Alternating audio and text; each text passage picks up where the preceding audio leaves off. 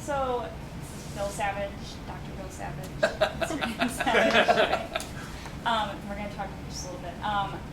I think the first thing we want to talk about is It Gets Better, which is going better than I think anybody could have imagined, right? It's really taken off. Who knew the title would actually refer to the project itself getting better?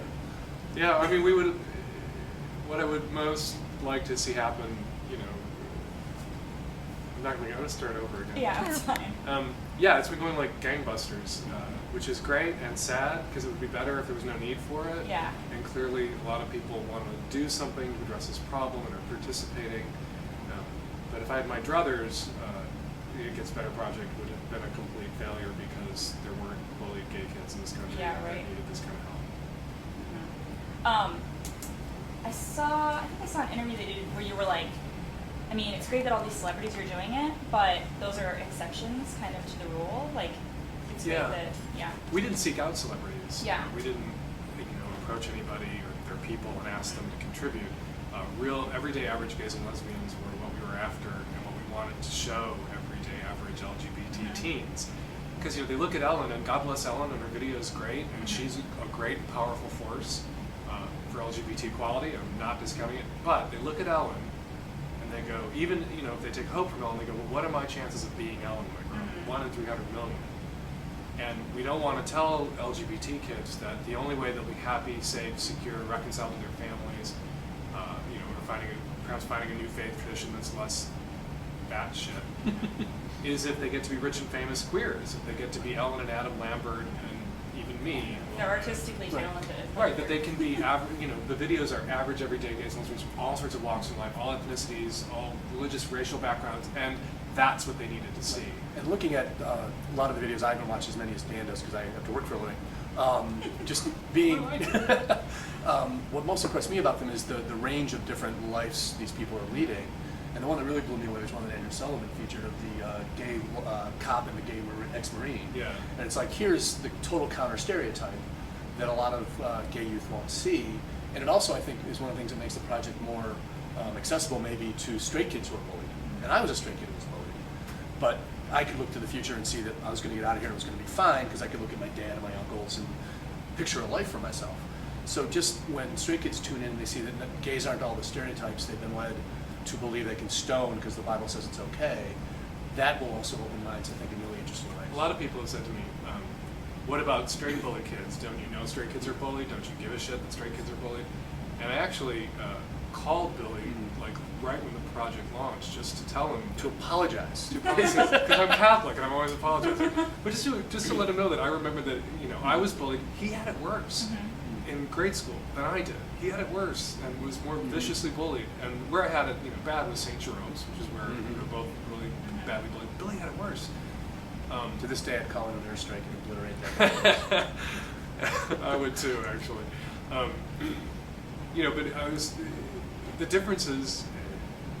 The difference for us, even though the bullying was more extreme for him, was he had mom and dad, and he wasn't dragged to a church on Sunday where they said, smart kids go to hell. But Although we do. I mean, I understand. because you're too smart to fall for Catholicism, so technically, yes, you do go for hell. But the suffering's worth it. Paris is worth a mass, hell is worth a blowjob. Every sperm ain't sacred. Some sperms are dinner. So with that, do you ever Yeah. get embarrassed? By my brother? If anyone had ever been around my family for more than 20 minutes, you would see that we're pretty much shameless and immune to embarrassment. Well, Danny's the most easily embarrassed person in the Actually, family. yeah. He is. Right now I know that there are 3 or 4 sentences I could say that would make him curl up on the floor in the fetal position and cry, but I'm not going to do that. I'd have to pull out Patricia Collins. Yeah, exactly. He comes back at me with my redheaded grade school crush, and back and forth we go. No, but it's Dan has opinions I don't share. Dan has interests that I'm repulsed by. There's all sorts of things that we don't have in common. Must you bring up analingus? Yes. No, I wasn't going to specifically. Cunnilingus repulses me. I don't talk about it all the time. Was I talking about No, cunnilingus? but you were hinting. But this is the way my family is. We grew up a contentious, loud Irish Catholic family that argued about everything. If you said good morning, someone would object. If you said good night, someone would disagree. I mean, so You had to win an argument to get fed, Right. actually, because it was Right. the 70s and inflation. There wasn't enough food, so only the smart, intelligent kids got fed. I knew how to pick the lock on the fridge. That's right. The dumb kids wasted away to nothing. So I'm a big fan of the podcast, and I know a lot of readers are a big fan of the Savage Love Cast. do you ever get tired of some of the questions, or do you ever get tired of telling people, like, do you ever, I listen, and I'm like, listening to someone asking this 10-minute question, and I'm like, wake the fuck up. Like, I feel that way all the time, and you're always so sympathetic. Well, I'm not always sympathetic. There are times Yeah. when I stop the question Yeah. and just say, all right, fuck you, I don't need to hear the rest of that call. Yeah. Like, yeah, a lot of people can't see the forest because they are one of the trees or something. They're like stuck in the middle of it, and what's obvious to everyone on the outside ain't so obvious to them. So I'm a little sympathetic, but I do lose my patience. What drives me crazy is people who write in and say, I've been reading you for Yeah. 15 years and I love you, and here's my problem. It's like, God, if you've been reading me for 15 years and you couldn't work your way out of that wet paper bag, it's embarrassing to me personally as a writer that so little of it sank in. When you started doing the column, I mean, now you're doing all these TV shows, punditry stuff.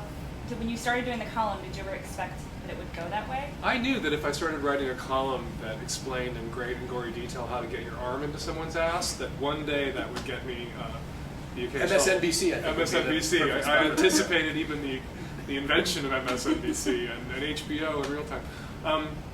No, I certainly didn't. You know, what's funny sometimes is people will accuse me of that I had this nefarious plan all along to leverage my column into this role in the culture, that this tiny little perch that I have in the culture.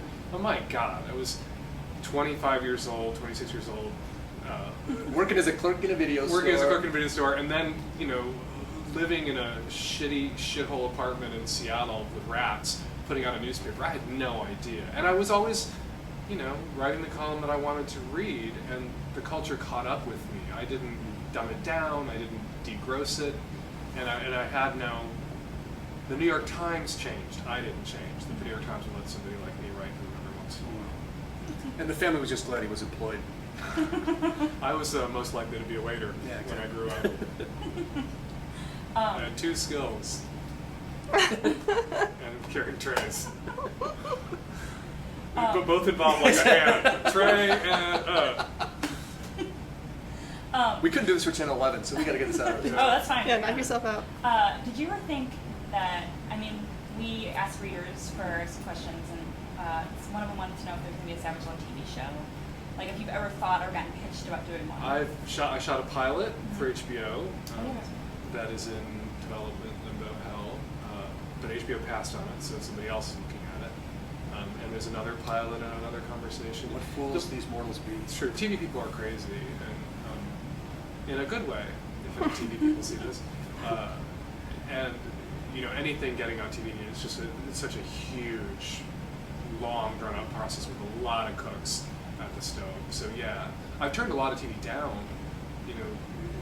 10 years ago, there was a period where I was constantly getting flown to LA by people who wanted me to host dating shows, like The Fifth Wheel or the This Bus or the That Bus. And I always just said no. Literally, I was in one meeting where they said, "We see you as the next Chuck Woolery." And I went, "Is that a compliment? How am I supposed to react to that? I see you." That would be I don't when think you you would be later. like making Whoopi. Then you'd be kicked out of the family. I would be cut out of my family. And we were offered reality shows about our lives where they wanted to film the cameras in our house. Somebody said they want after gay Chuck Woolery, I got gay Hulk Hogan.